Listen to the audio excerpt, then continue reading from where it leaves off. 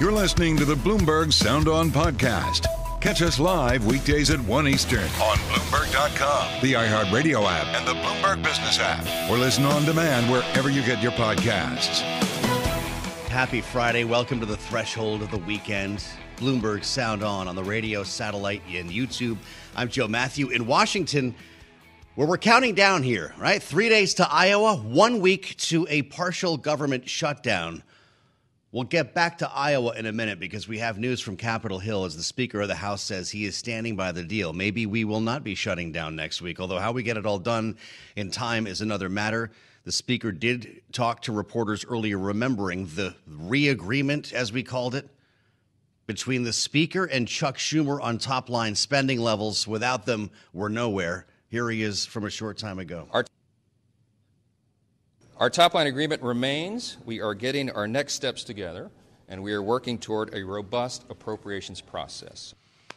All right, simple as that. Nothing to see here. Move right along. The issue, of course, is the few number of legislative days left to make this happen. And it begs the question, as we're hearing from the Senate, what about a CR? Will there be a short-term funding solution here? Because obviously, folks, as we've been hearing very loudly on the Freedom Caucus to the Speaker's right flank, if I can even put it that way, are not in favor of a CR. Bob Good, the chair of the Freedom Caucus, saying, don't fear the shutdown. And we've heard that from him before. The question is how it all might come together. Remembering the laddered CR, right? This next Friday is the first tranche, the first 4 spending bills. February 2nd, the rest of the government would shut down. And that's the big stuff like defense, which is why a lot of people are looking at that as the real date. And this is where we start our conversation with Congressman Buddy Carter, the Republican from Georgia, is with us on this Friday. And it's good to see you, Congressman. Welcome back to Bloomberg. What do you think is going to happen here? Can we get this done in time, or does a CR seem inevitable? At this point, it does seem like a CR is inevitable. I don't see how we could get it done. Not the way the Senate operates, not the amount of time it's going to take for them to get it through their body. I just don't see that happening. And I suspect, even though the Speaker has said that he does not want any more short-term CRs, I don't see any way around it short of a partial shutdown. The idea of a CR for the rest of the fiscal year has even been floated, Congressman. Is that the world we're in, or would a little more time actually help write these 12 spending bills? Well, I think a little more time would help. We've been out for 3 weeks with Christmas and everything, and then, but the time, a little bit of time would help. I do think we're closer than what it may appear. We got the top line number now. I know that there are some in our conference who are not happy with that top line number, but I don't know that they're not happy about the top line number as much as they are about the side deals. The side deals is what really bothers me that much, and that takes that 1.59 up to almost 1.8. I mean, it's. The side deals are what really bothers me. Now, having said that, I will tell you that I think that the Speaker was successful in getting some good, immediate cuts in the budget, real money cuts, $10 billion in IRS, $6 billion in the COVID slush fund, clawing that back, $16 billion. And that's nothing to laugh at. That's real money. So that was good. And we also got some of the budget gimmicks that are just ridiculous, that we got rid of some of those. So there was some gain in this. And I think the Speaker did the best he could do at this time with a slim majority and only one leg of the three-legged stool. Yeah. You consider yourself an ally of the Speaker, right? Because he's hearing some pretty tough talk from the Freedom Caucus. We're hearing motion to vacate again, or at least on the table. The idea that if he does what Kevin McCarthy did, he could be fired. Where do you fall on this, Representative? Well, first of all, I thought Kevin McCarthy got a raw deal, and I was a big supporter of Kevin, and I just think that was absolutely wrong. I am a supporter of Mike Johnson's. I want him to be successful. I want him to help. I want to help him be successful, and I want to help us be successful. Look, no one wants to cut spending as much as I do. It is out of control. Let me tell you. Right now, the federal government is taking in, through revenue and everything else, and land deals, whatever it may be, $6.4 trillion. That's $6.4 trillion that we are spending every year. That's $204,000 per second. The speed of light is 186,000 miles per second. We are spending money faster than the speed of light. That is unsustainable. We've got to stop that. We've got to stop this outrageous spending. I get it. And let's also keep in mind that those on the right, a lot of what they are concerned about is the southern border. And we need to get that southern border as part of this. This is our leverage to get real reforms done at the southern border. Well, I'd like to hear from you on that a little bit more, because we've spent weeks, a couple months here, talking about a potential deal on the border that would be tied to the supplemental funding request for Ukraine, Israel, and Taiwan. But we have been hearing from more Republican House members that they want to see border in this spending bill. And I think Chip Roy, in fact, is the one who's saying either close the border or close the government. Do you feel that way? Right. Well, I'd rather see us secure the border and shut down the border than I would see us shut down the government. And government shutdowns are just not good. I've been through a number of them, and you just made the comment a minute ago that it's how do you get into one? Well, it's not so much how you get into one; it's how you get out of one. It's difficult to get out of a shutdown and expensive, but at the same time, a government shutdown is not the worst thing that could happen. The worst thing that could happen would be for us not to get anything out of that southern border, not to get any kind of policy reforms, any kind of in making sure we're enforcing the laws that are on the books right now. That's one of the things that needs to be done. That's why Mayor Orcus needs to go. He needs to be impeached, and because he's not enforcing the laws that are on the book right now. But we need that. We need that at the southern border. We also need to stop this outrageous spending. A lot of folks have suggested that the timing of a Mayorkas impeachment could kneecap this whole idea of crafting a deal on the border. It's a sentiment that even Senator Jim Lankford has expressed, the chief Republican at the table. You're on the border, on the budget committee, Congressman. How much time do you actually need? If these top line spending levels are in place, can you get it done in the next 2-3 weeks? We could. I'm very optimistic. And again, a lot of that depends on the Senate. The rules in the Senate are different, and it takes them time to get things like this done. But on the House side, we could get it done rather quickly, yes. But then again, keep in mind, it's got to go through the Senate. Not only that, but this is a lot of work for staff to do. Staff's going to need a couple of 3 days to get all these numbers put together. So it's not like, it passed the Senate, it passed the House, then it goes to the president's desk. Well, there's going to be a little interlude there as well. Spending time with Congressman Buddy Carter, the Republican from Georgia, not only on the budget committee, but a member of the House that is in some cases outraged by President Biden deciding to approve of airstrikes, authorize airstrikes that were conducted last night against Houthi rebels in Yemen. Congressman, we've heard from a couple of different quarters of the House. It's not every day Ro Khanna and Mike Lee are agreeing on things. Mike Lee says the Constitution matters regardless of party affiliation. Pramila Jayapal, who runs the Progressive Caucus in the House, calling him out for a, quote, unacceptable violation of the Constitution. What's your thought on that decision by the commander-in-chief? Was it the right thing to do? I think it was the right thing to do, yes. And I think it's about time he did it. I mean, let's face it. The Houthis have been using our troops, our Navy, as target practice, and we can't allow that to happen. We've got to be strong. We've got to fight back and have backbone. There's no question about that in my mind. Now, as far as the constitutionality of it, I'll leave that for others to decide. But, for us just to let our troops sit out there, let our Navy sit out there and be target practice for these terrorists is unacceptable. We've got to fight back.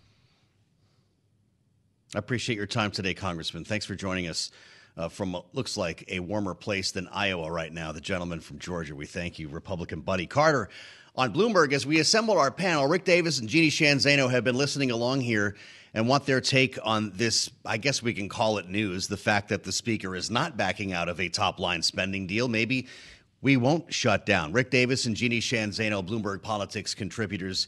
What do you think here, Rick? It's on again, off again with this speaker, and he's got a right flank that's apparently pretty angry with him. Does he have enough Buddy Carters to get something done here? Yeah, look, I mean, I think he's not going to get a majority of the Republican vote because it only takes a couple of guys in the Freedom Caucus to hold things up if it were just a Republican vote. But the reality is this is going to be voted on by the entire House of Representatives, and there are plenty of Democratic votes to try and not close down government. So he's got the wind at his back when it comes to actually taking a vote. He's going to obviously have to violate the one rule that McCarthy tried to stick to and ultimately paid the price of his speakership by violating it, which is, having more than just Republican votes to pass something. And kudos to him for agreeing to something that, frankly, has already been agreed to, for the last 3 months. So, let's get on with the passage of these appropriations bills and let government function in a proper fashion. So how you feeling then, Jeanne? Is it less likely that we shut down? It's so difficult to pick through the minutia every day and have a sense of direction or momentum on these talks. We're celebrating the fact that the speaker is not bailing on a deal that's already been made twice. Does that keep the government open? I think it is in everybody's interest, obviously, to keep the government open. I agree with Rick. There's probably enough Democratic votes, certainly enough Democratic votes to keep it open. But I think we should take a step back and acknowledge this is by no means the way our government should be working. This is not regular order. I mean, what we're looking at here, to your question to the representative, is either another short term in a long line of CRs or a longer term. We've had very little information from the speaker. The absence of leadership, the confusing messaging is all over the place. So yes, we all hope, I hope, that he's able to stick with the deal he made with Chuck Schumer and keep this thing open for a little while longer. But at what point are we going to have a government that functions in the way it should out of Congress? The reality is there is no way that we should be living off of short-term CRs. And I'm not sure how long the new speaker can keep this up. I again hope it stays open and we get this CR. But this is not regular order. This is not good process. And it is shameful to watch the messaging that's gone on. Well, I can't imagine that this is real, Rick Davis, but apparently the speaker did float the idea, at least behind closed doors, of a year-long CR, something I mentioned to Congressman Buddy Carter there. Republicans on the Armed Services Committee freaked out when they heard about this because that would amount to a defense spending cut. There's no real world where that happens, is there? Yeah, look, I mean, this is a rookie speaker, right? And, I don't know if he actually understands all the ramifications of the things that he kicks out every day. People on the Armed Services Committee in both the House and the Senate, the HASC and the SASC, would flip out if they thought that Republicans were going to be party to a significant cut in defense spending in the middle of the crises that we have going on all around the world. I think that's a complete non-starter, but we can't anticipate what someone with no experience like Speaker Johnson has. We can't anticipate what kind of ideas he's going to float that ultimately will get shot down. Mm-hmm. Chair Mike Rogers, the Armed Services Committee, Jeanne, says not a viable option, no path forward, don't try it. Is that how this ends? I think so. And if we can just look at some of the cuts that Representative Carter was talking to you about, the $10 billion in IRS, he's right. We're spending more than the speed of light per minute. But how on God's green earth is cutting the IRS going to help? We are hurting ourselves. That's how we get money, is by holding people to account to pay the IRS, to cut that $10 billion. This is the folly that we're dealing with on the Republican side. They're talking about these cuts as if they're real. We will all lose money as a result. So, to your question, I hope it ends there. But, at this point, we have a speaker who seems to be all over the map on messaging. He's going to have to get a CR. I can't imagine the conversation that we're going to be having 1 week from today. Rick and Jeanne will be with us. This is Bloomberg. You're listening to the Bloomberg Sound On podcast. Catch the program live weekdays at 1 Eastern on Bloomberg Radio, the TuneIn app, Bloomberg.com, and the Bloomberg Business app. You can also listen live on Amazon Alexa from our flagship New York station. Just say, Alexa, play Bloomberg 1130. We're learning more by the hour here on what happened last night, the airstrike staged by the U.S. and the UK against Houthi rebels in Yemen. I'm Joe Mathieu in Washington. We thank you for joining us on the Friday edition of Sound On. These headlines broke late yesterday, and we're just getting real details now on what happened with dozens of strikes here. And, of course, we turn to our friend Tony Capaccio, reporting from the Pentagon here at Bloomberg, and he's with us in studio now to set things up. And we'll have some analysis on all of this from our panel, knowing there are real political ramifications here. We just talked to Congressman Buddy Carter. He actually supports, as a Republican, what the president did last night. Progressives on the left do not. And some are even calling it, in the case of Ro Khanna, a violation of Article 1, which is something that we'll get to. But, Tony, it's great to see you. Thank you for being here. And thank you for the invite.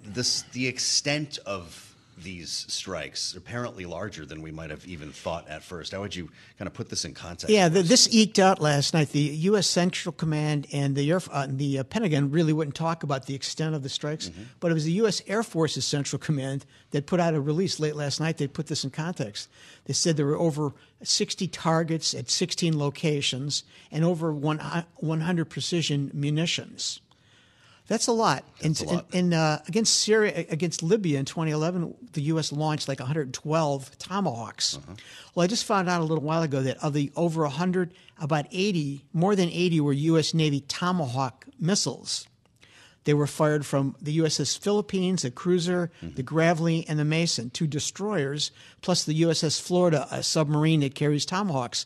So this is a largely Navy action, and I think they're chopping at the bit to talk a little bit more about their contribution. How about but that? It was a large operation. It sounds like it. And the extent that it was not just the U.S., this was, in fact, an international operation here. The UK did most of the heavy lifting beyond the U.S., from what we understand, right?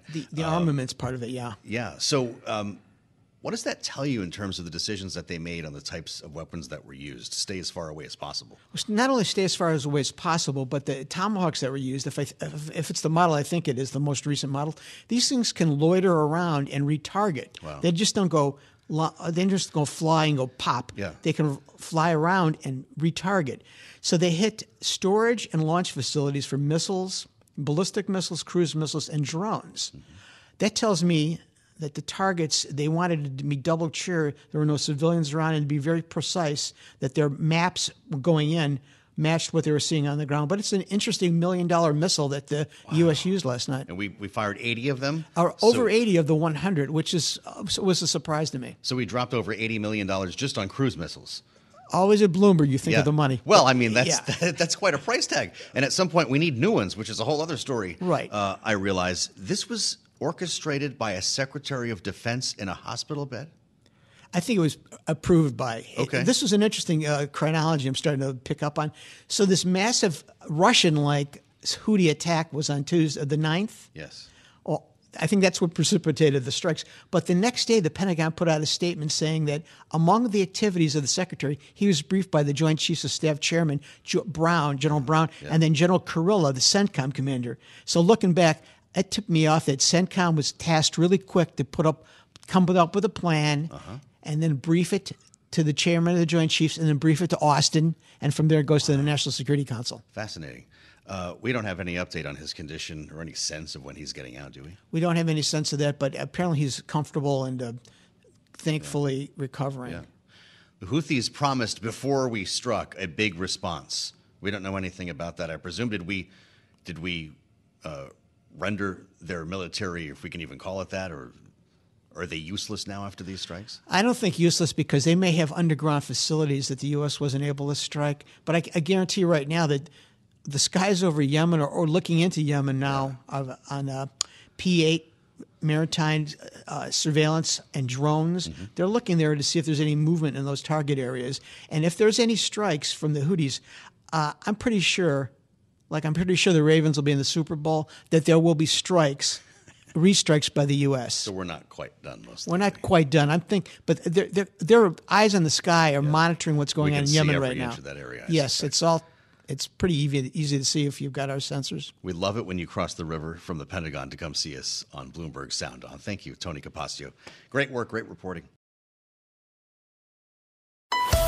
You're listening to the Bloomberg Sound On podcast.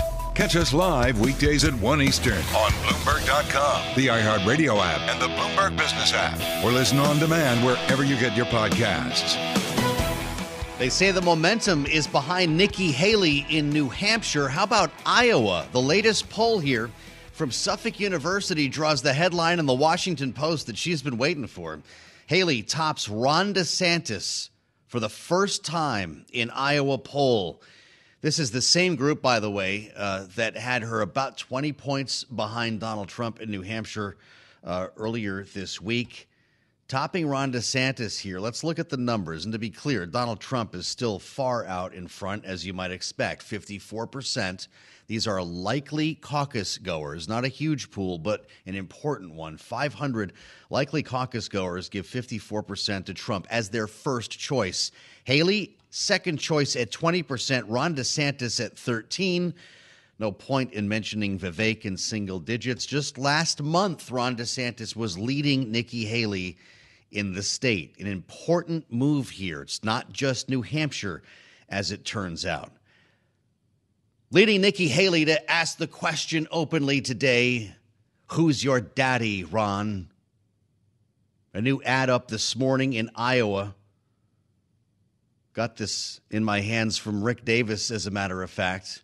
Interspersing the crowd chant with bits of an old ad. This is years old, 2018. Ron DeSantis talking to his baby about how great Donald Trump is. The title, yes, who's your daddy? Make America great again. Build the wall. Super PAC ad, $1.6 million ad buy. So I suspect we'll see it when we get there, Rick Davis and Jeanne Zaino. Rick, is this good politics? Yeah, well, it's certainly entertaining politics for the rest of us. But look, I mean, a lot of these caucus events have been canceled for the weekend because of the really extreme weather in Iowa. And what better way to try and keep campaigning by having really entertaining ads like "Who's your baby?" For caucus goers to talk to each other over all weekend long. So I think the timing was great, and it's about time we had a little levity in this campaign. At the end of the spot, a message says, America needs strength, Jeanne, not a suck-up. Is that the closing argument from Nikki Haley? Yeah, I think it's a big one for her. I think it's also an argument about electability against Joe Biden is a big one she's been making. But, listen, her numbers have been moving in the right direction all this time. That's why she got the AFP on her side. They are well entrenched in Iowa. We're seeing the big ad money come out there. But again, I hate to go back to Chris Christie, but when he said she might get smoked, you look at these polls and yes, she's moving in the right direction. But Real Clear Politics in Iowa still has Trump up by an enormous amount. So she's got a lot of ground to go, but at least a strong second could move her into New Hampshire to make a go of this. What's your take on the poll here from Suffolk, Rick? By the way, we're going to talk to David Paleologos coming up in about 15 minutes from Suffolk, who ran this poll. Do the numbers ring true? Is Ron DeSantis coming in third here? Yeah, I think the directional signals of these numbers ring true. I mean, it's so hard to gauge how many caucus goers are going to go out and what the actual number is going to be. I'd say two things are really important. One is Haley comes in ahead of Ron DeSantis, and this poll indicates that is the direction it's headed in. And two, that Donald Trump, to make this a campaign, gets below 50%. Now, that's probably more a factor of turnout. If he has a smaller turnout than is expected, that could depress his vote a little bit. But look, let's face it. He was going to win Iowa at the beginning, middle, and end. He's never been threatened in Iowa by any of these candidates. But Haley's campaign is all about New Hampshire. She needs an extra spurt of momentum to come into New Hampshire next week, and a second-place finish in Iowa will give her that. All right, so maybe I should have asked that slightly differently, Jeanne. If Ron DeSantis does come in third, is he done? don't see where he goes from Iowa. Quite frankly, Joe, even if he won, it would be hard for him to go to New Hampshire and move to South Carolina. Wow. But if he comes in third, I think the writing is clearly on the wall. He has spent millions of dollars and been going down in the polls. I think his campaign realizes that. They've been saying that quietly. I think this is the end for Ron DeSantis, even in the best case scenario. I think for Nikki Haley, we got to look at those 5 counties that Rubio won in 2016. She's got to have a showing there, because at this point, Trump is threatening to win all 99. And I think the one I watch is Sioux City to see how he does there. But, if he was to get, to Rick's point, over 50%, if he was to win all 99, I mean, this is a historic victory if it pans out that way. If he doesn't, by the way, gosh, it's hard to listen to these polls, because they can be wrong a few percentage points, but wrong 20 or 30 points. And that's a problem for the industry.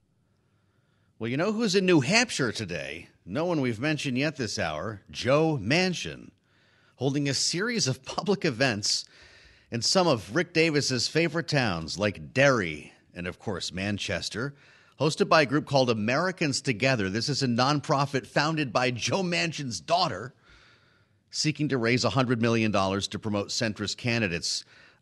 He's pushing for open primaries, Rick, and ranked choice voting. What else is he really up to here? Is he pushing for a third-party run? Yeah, look, maybe he's auditioning for this no labels thing, trying to keep relevant in the national eyes. I mean, obviously, he's not been in the news as much as when he was, holding up big pieces of legislation in the Senate. Yeah, I mean, I think you got to go where the eyeballs are, and right now that's Iowa and New Hampshire, and there's nothing for him to do in Iowa, but New Hampshire is certainly ground zero for a group like No Labels. So we'll see. I mean, maybe he's threatened by the fact that Chris Christie seems to be the darling of New Labels today. And, so, I mean, who knows what the politics of that group are? You got to get the third way guys in here and have them talk about that. We're going to do that. Absolutely. Because I suspect heads are exploding on the Democratic side of the aisle every time Joe Manchin walks into a place like New Hampshire. God knows we've seen that movie already. Rick Davis and Jeanne, Zaino, stay with us for some final thoughts on the weather here. The DeSantis camp is praying for snow. Would it actually help the governor of Florida? We'll talk about it ahead. And as I mentioned, David Paleologos will join us alongside Kailey Leinz coming up at the top of the hour with more on the research from the ground in Iowa. I'm Joe Mathieu. This is Bloomberg. You're listening to the Bloomberg Sound On podcast. Catch the program live weekdays at 1 Eastern on Bloomberg Radio, the TuneIn app, Bloomberg.com, and the Bloomberg Business app. You can also listen live on Amazon Alexa from our flagship New York station. Just say, Alexa, play Bloomberg 1130. Welcome to Hour 2 of Bloomberg Sound On. The Friday edition, we meet you at the threshold of the weekend alongside Kailey Leinz with new numbers to talk about here. It's not just New Hampshire. We're looking at momentum behind Nikki Haley in Iowa. Look no further than Suffolk University with the poll. 54% Donald Trump. And Kailey, it's important. This is, I guess, a relatively small sample, but it's a really important one because we're talking likely caucus goers here, not just registered voters or adults or whatever. Trump 54, Haley 20, DeSantis 13. Do I mention Vivek at this point? Do we still do this? Well, he's still been in the spending race. A lot of time there. And he's deeply invested in Iowa. He has 6%. Yeah. Which is not great for him here. And Chris Christie still was in this race at this point, but we know he's gone. I'm not sure he makes much of a difference in Iowa, though. No, that's a fair point. I'm just wondering where David Paleologos found Asa Hutchinson. What's going on here? I don't even see him on the chart. He's the director of the Suffolk University Political Research Center. I'm sorry to be a wise guy, David. It's great to see you. And welcome back to Bloomberg. It's been too long. Look, I associate you probably because of geography and our time spent in Boston with New Hampshire politics this time of the cycle. But you're looking at Iowa with a very compelling story for Nikki Haley. What did you find? Yeah, and the polling is a little bit different than others who have done the same polling. Most of the other pollsters have either DeSantis in second place or at even. We found that Nikki Haley was at 20%, clearly above, but within the margin of error, actually, of DeSantis at 13%. And when you remove Christie from because we did ask second choice votes, when you remove Christie, it's 54 to 22. She bumps up a couple points. So, but it's still a 30+ point win. I mean, one thing we know is that Donald Trump is far, far outside on the bell curve of the margin of error. He will win Iowa. The question is second place. We believe it's Haley's right now. Others say it might be tied, or DeSantis may prevail. Well, David, as Joe said, those individuals you were talking to, surveying here, are likely caucus goers. And I wonder which groups of caucus goers may become less likely to actually attend a caucus given the weather. Is it Trump supporters who, based on polling, may assume he has this in the bag that might not actually turn out on Monday? Yeah, it's a great point. There are two schools of thought on that. One is the poll margin is so high that why bother in 40 below weather? Why bother going to the caucus? Trump's going to win. It's a foregone conclusion. The pollsters probably are in the general ballpark of what the margin is. The other school of thought is the history of the Iowa caucuses. It's never been more than a 12-point margin for anyone in the Iowa caucuses. So what we're talking about is a historic win in Iowa, far, far beyond what any Iowa caucus result has looked like. And that these are people who have strong intensity for Trump. And if it was 100 degrees below, they would be out there for Trump. So we'll see what happens. There's no way that we can measure that. We do know from other polling that Trump voters have a higher intensity to vote, and they have a less probability of changing their mind. That might work in his favor, or people may assume he's going to win, and it may work against him with the polling.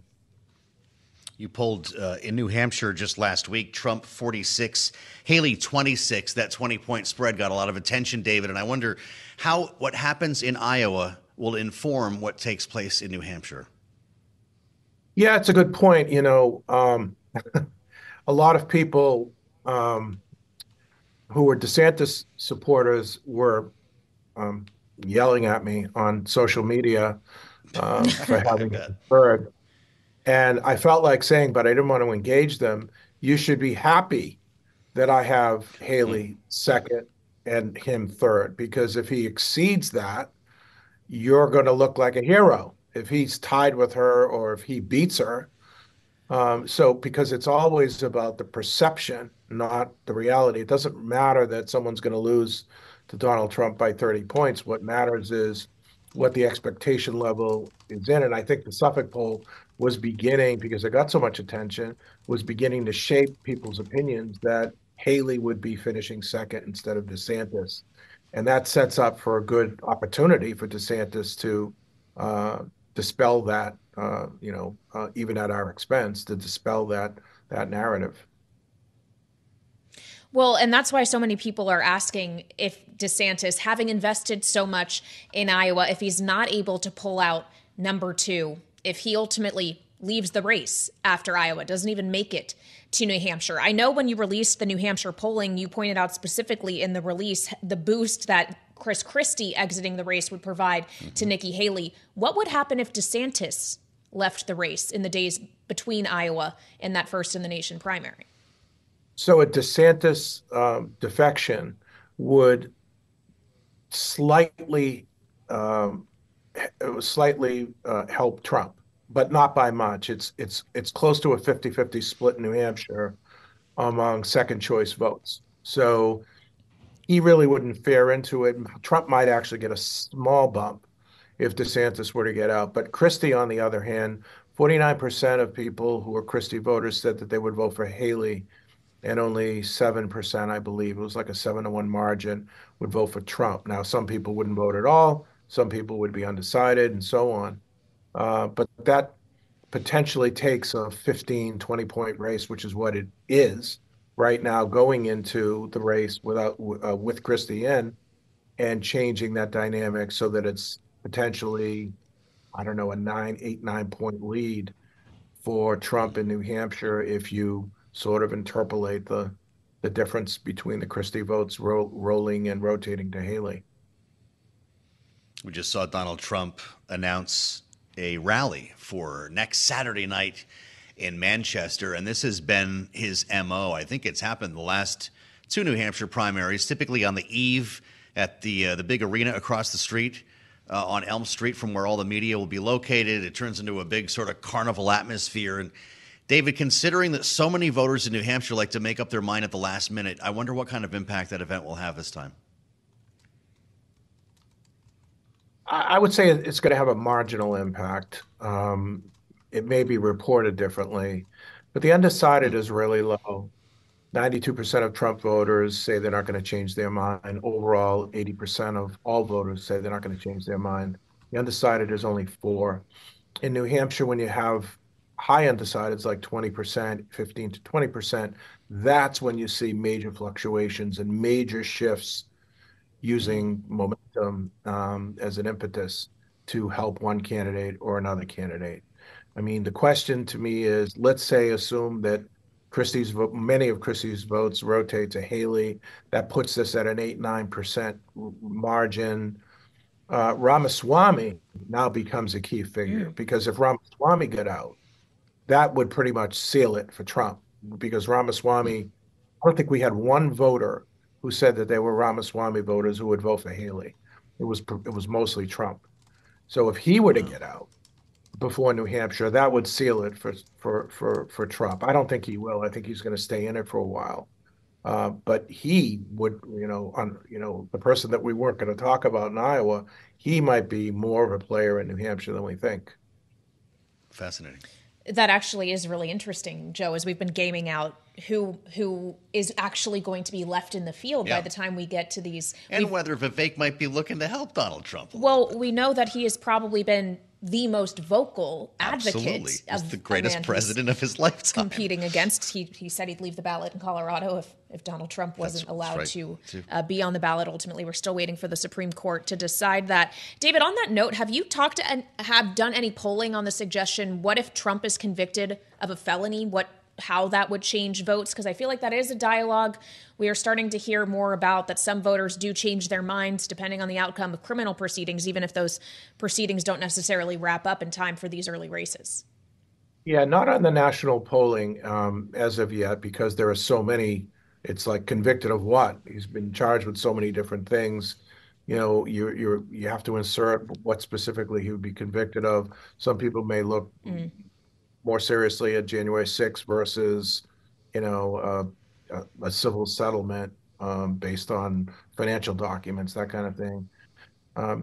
I think that, one thing we do know is that when, every time he's been in court, he's used it as a fundraising opportunity, and he does mobilize supporters and get more donations, the more legal woes that he has, ironically. So I think that's in play as well. I mean, in New Hampshire, what we're looking at from a polling standpoint is how big will the democracy issue be? And I think that's where your question is coming from. Democracy is a winning issue for Nikki Haley. Between her voters and the Christie voters, 2/3 said, among the people who say democracy is the most important issue, which was number 3 in the state in the primary, Haley would have a huge lead over Trump on that issue. But on the top 2 issues, immigration and economy, Donald Trump is in landslide material. I mean, he's winning 3.5 to 1 over Haley among the immigration issue. And I think that's why you're seeing so much centered around immigration in a state like New Hampshire, which is nowhere near a southern border, but that's the issue that people are talking about. Been interesting to see Social Security and retirement age pop up as an issue, not only because our interview with Nikki Haley is being featured now in a Trump ad that's playing across the Boston and New Hampshire TV markets here, but it came up twice the other night by Donald Trump and by Ron DeSantis. Are voters talking about it?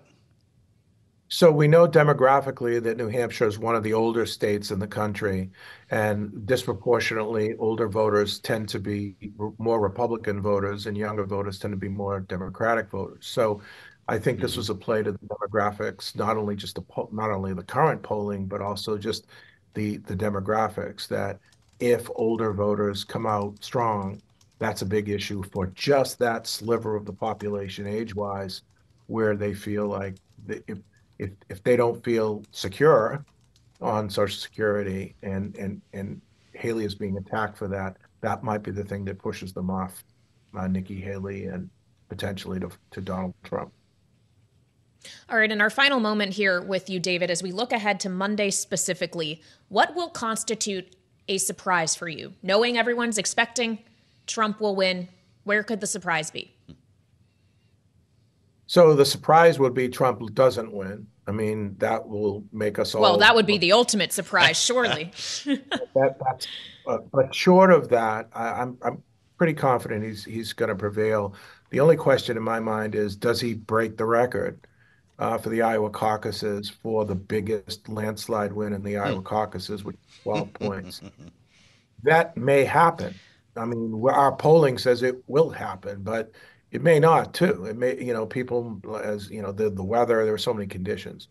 But aside from breaking records and a landslide win for Trump, I think Ron DeSantis in a decisive win for second place over Nikki Haley, to me would be the next biggest surprise. If they're tied, the polling is showing it. Right, we believe that it's Haley in second. But if DeSantis won comfortably over Haley, and that would be really bad for New Hampshire. David Paleologos, come meet us in New Hampshire. This is Bloomberg. You're listening to the Bloomberg Sound On podcast. Catch the program live weekdays at 1 Eastern on Bloomberg Radio, the TuneIn app, Bloomberg.com, and the Bloomberg Business app. You can also listen live on Amazon Alexa from our flagship New York station. Just say, Alexa, play Bloomberg 1130.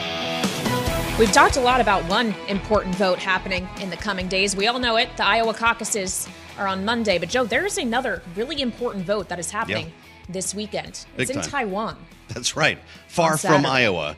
And arguably, Iowa. I don't know, the next most important election around the world yes. in this cycle. That's going to see them happening in a lot of places. Mostly because it could be crucial in determining not just the future trajectory of Taiwan's relationship with China, but also the U.S.'s relationship with China by extension, knowing how sensitive the Taiwan issue is at this moment when we're seeing such tense relations between the world's two largest economies. Yeah, so we thought we would break this down a little bit before it happened. It's not on everyone's radar because we've been spending so much time talking about Iowa and New Hampshire, debate season, and all the rest of it, and we thought we would reach to a real expert who's helped us out with this story in the past. Yeah, that expert being Craig Singleton. He is from the Foundation for the Defense of Democracy. So, Craig, it's a three-way race, essentially, we're talking about here. Walk us through what's at stake, depending on who ultimately comes out on top.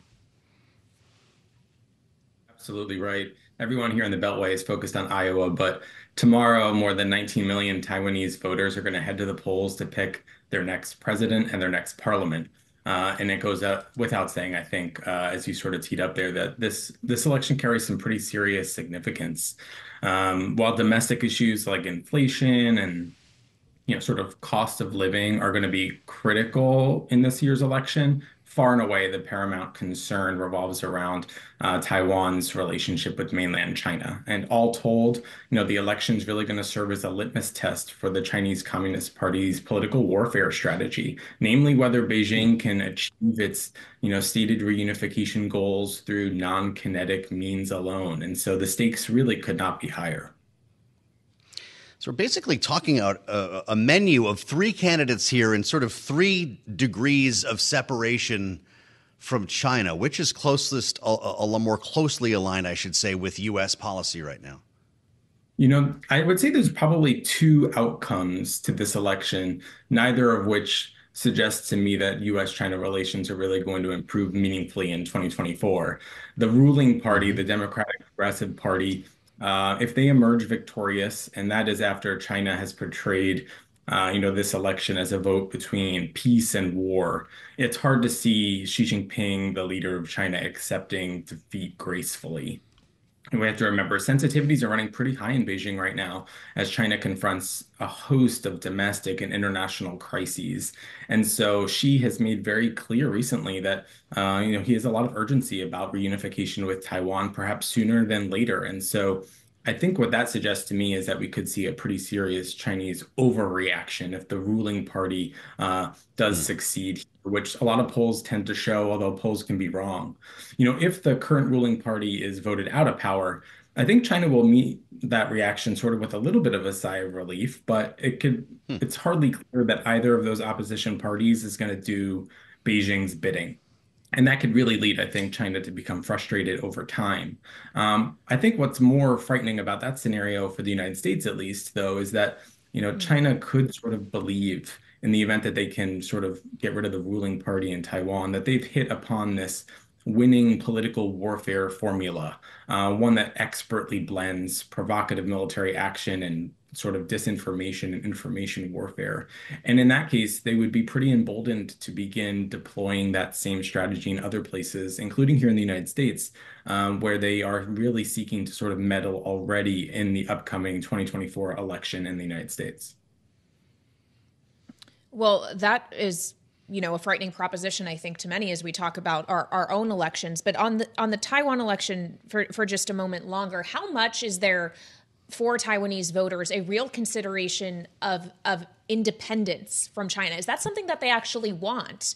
Are they likely to seek out the candidate who would most be supportive of that idea? Or is that just, the worst case scenario for China that isn't necessarily something that they would like to see realized? I think long-term voting trends suggest that most Taiwanese voters would prefer the status quo. They're not seeking to poke China in the eye, but they're also increasingly not interested in reunification, and certainly not reunification on China's terms. Those long-term trends are going to be just incredibly frustrating for China. And so this election is particularly important because it could signal whether we see this turn back towards perhaps a slightly more conciliatory approach towards the mainland, or whether the ruling party in power, which has stood up for Taiwanese sovereignty, not independence, but sovereignty, has garnered to stay in power. And I do think that we're going to get a good sense about the average voter sentiment in Taiwan. But I do think that a lot of the talk about independence is largely sort of melodramatic. We haven't seen an indication that Taiwanese voters are pursuing independence, but what they do want is to have a sense of self-determination, and they do want to be able to maintain their democratic system and democratic governance. We're spending time with Craig Singleton from the Foundation for the Defense of Democracy's China program. Should the DPP then remain in power, Craig, what kind of a flex might we see from Beijing? Another blockade around the islands, send a couple of missiles over. What would it look like? Yeah, like I said, it's hard to imagine Xi Jinping accepting defeat gracefully here. I think an immediate sort of military reaction, probably through increased military exercises and provocative exercises at that, is a strong possibility. We have to remember that the Chinese leadership has made clear how important and monumental this election is. They have thrown the kitchen sink at Taiwan in the last few months in terms of disinformation, military coercion, economic coercion with new trade subsidies and trade restrictions on Taiwanese companies that are reliant on the mainland. And if all of that effort falls short of achieving their political objectives, I would imagine that there's going to be quite a bit of frustration. Whether that veers towards overreaction or miscalculation remains to be seen, but it's certainly a possibility. Well, especially keeping in mind that we learned just recently, back in November at that summit in San Francisco between Xi Jinping and President Biden, Xi essentially told him, to paraphrase, that they have every intention of Taiwan being reunified with China, that they would prefer it didn't happen with force. How realistic do you think that is something that's going to happen in the near to medium term, say the next 5 years? It's really difficult to assess. I think ultimately, I believe Xi wants to reunify through all means short of war. But there are a lot of circumstances and conditions in which he might consider using kinetic force.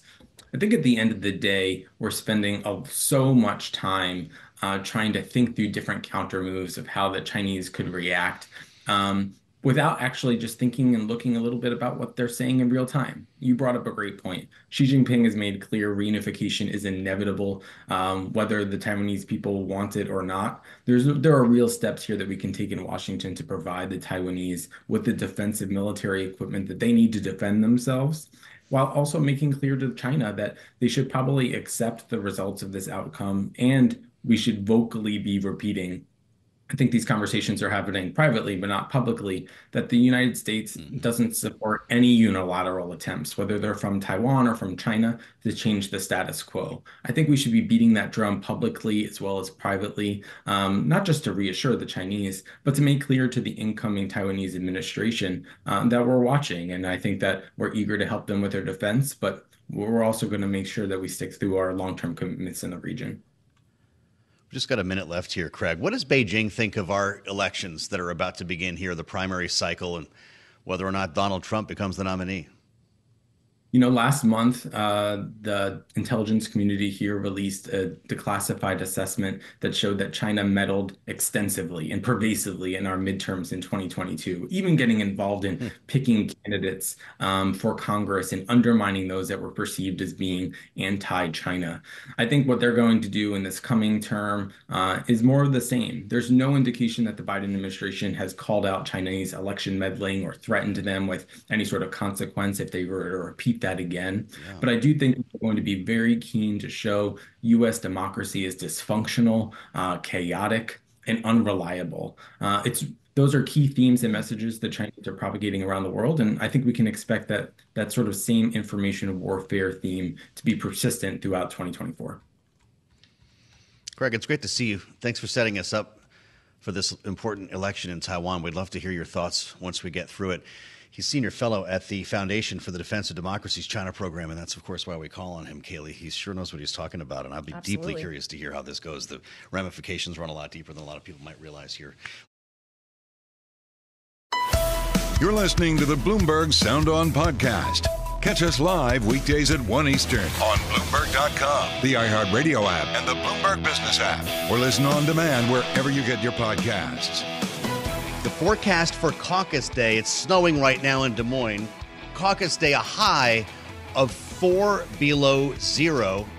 We've been obsessing over this because it really could change the ground game and even the results of this Iowa caucus with record cold temps. Bloomberg News reporting today, Kailey, that the DeSantis camp thinks it can outperform in bad weather because it's got the ground game. That's what they say, that they've spent so much time invested in the state of Iowa, visiting all 99 counties, signing up all their people. 1,600 captains. Good to go. That's right. And, of course, DeSantis also is touting in Iowa the endorsement of the state's governor. His best friend. Kim Reynolds. That's correct. And that's actually someone that Bloomberg's very own Saleha Mosin spoke with on Bloomberg's Big Take DC podcast. Saleha is actually already in Iowa, where she's braving the elements before Joe and I have to do... Good move, Saleha. We don't know if we can get there. Joe and I are going to have to do the same soon. Saleha, tell us more about your conversation with the governor, and maybe also how cold is it?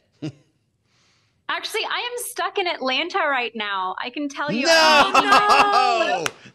You're making our point. Yeah, people aren't getting there. I don't know who's going to vote. Let's see what happens and if Iowans can stomach it. But I'm telling you, I spoke to Iowa Governor Kim Reynolds. It was her first interview for the year, just a couple of days before Iowans kick off the election year for the country. She spoke to Big Take DC, and she had something really interesting to say about what would happen if Trump is the Republican nominee. Great. Let's listen. You know, I'm a Republican. Any one of the candidates that we have running will do a better job than the absentee president that we have serving at this point. It is unbelievable what we see happening under this administration. And so without hesitation. It's fascinating when you consider, Saleha, the Suffolk poll that we just talked to David Paleologos about, showing Nikki Haley moving past Ron DeSantis in Iowa. It's not looking great for his momentum there now, is it? It's not looking great for his momentum. The interesting thing that Reynolds did say to me during our interview, you have to download and listen, but the interview was interesting. She talked about how if Donald Trump gets less than 50% of Iowans' support, then it is game on for a number 2 candidate to work through the primaries, New Hampshire, Carolina, South Carolina, and then on to Super Tuesday and maybe break Trump fever. Wow. Did she think that Ron DeSantis was going to be that candidate no matter what, even if he didn't come in number 2? Did she suggest to you that DeSantis has taken this all the way? She suggested, she was direct. She says DeSantis is going to win it. DeSantis can win it. He is right for the country. He's right for Iowans. She is full steam ahead supporting Ron DeSantis right now. So, Leah, we've been taking this time each day recently to update the forecast. We go to Des Moines and listen, to like the local TV stations there. This is the top story. KCCI Channel 8. You're in Atlanta right now. Just listen. Right now, we're just off 235, and this is a very Midwest thing to say, that it's not that cold unless the wind is blowing. Well, the wind is blowing, and it's picking up that snow. It's making it cold. It's making it cold, and it's blowing that snow everywhere. It's causing drifts up the sides of buildings. Oh my God, this poor lady's on the side of the highway. It's drifting up the sides of buildings, Saleha. What's that going to mean for turnout? I mean, they had expected, Iowan state party local officials had talked about 200,000 Iowans participating in the caucuses, casting ballots, persuading each other, getting persuaded. It is really unclear who is going to make it out. Events are getting canceled left and right in Iowa right now. Boy, what timing. And flights, clearly. And flights, yeah, exactly. That'd be great. The weekend is here. Yeah, you can't meet with any voters, and there's no media there to cover it. I love it. We'll cover the Georgia primary at some point. Just stay where you are, Saleha. Hey, we'll meet you there. We're trying to get there tomorrow. Maybe we can actually pull this thing off. We'll meet Saleha in Des Moines. And check out the Big Take DC podcast. Subscribe after you do the Sound On podcast. Do them both. Thank you, Saleha. Yeah, well, if you're a political junkie, you need them both. Yeah. Thanks for listening to the Sound On podcast. Make sure to subscribe if you haven't already at Apple, Spotify, and anywhere else you get your podcasts. And you can find us live every weekday from Washington, D.C. at 1 p.m. Eastern Time at Bloomberg.com.